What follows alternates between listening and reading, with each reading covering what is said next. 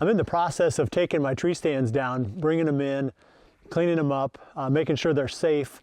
And a lot of my stands have been up for quite a few years, so they've started to grow into the trees, and it's just not a good situation. So in the process of doing that, I'm going around and hitting all of my spots and talking about each one of these locations, the hunts that I've had there, why the tree stand is in that location. The one I'm going to next is one of my favorites on the whole farm, believe it or not. I'm standing right in my driveway, and I can almost see the tree stand from here. It's probably 150, at the most 200 yards away through the timber. And I have never figured out exactly why this one works as well as it does. I believe it's just because it's a block of timber here, and the deer use it for bedding quite a bit.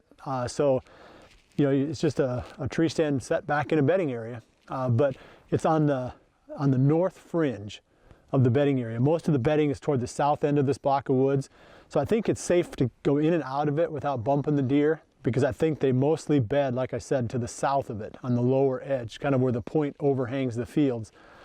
And any deer that are cruising back and forth through this part of the farm seem to come into this spot and check it out, especially during the rut, you know, specifically the bucks. And I've had some good hunts here over the years. The most memorable one that I can bring up is 2010, I think it was, a buck that I'd nicknamed Jamie. And this was an old buck on the farm, one that I had quite a bit of history with, a lot of nighttime only trail camera pictures of this deer for several years. And then finally surprised us, showed up back here one morning in daylight, and I was able to call him in and get a shot. So again, he was just in there checking it out, late rut, you know, the second peak maybe of the rut, where, you know, the does are just starting to come out of estrus, and there's always a few that are left, and those bucks will get back on the move again and check those out. And he was back in this bedding area looking for does, and I was able to call him in.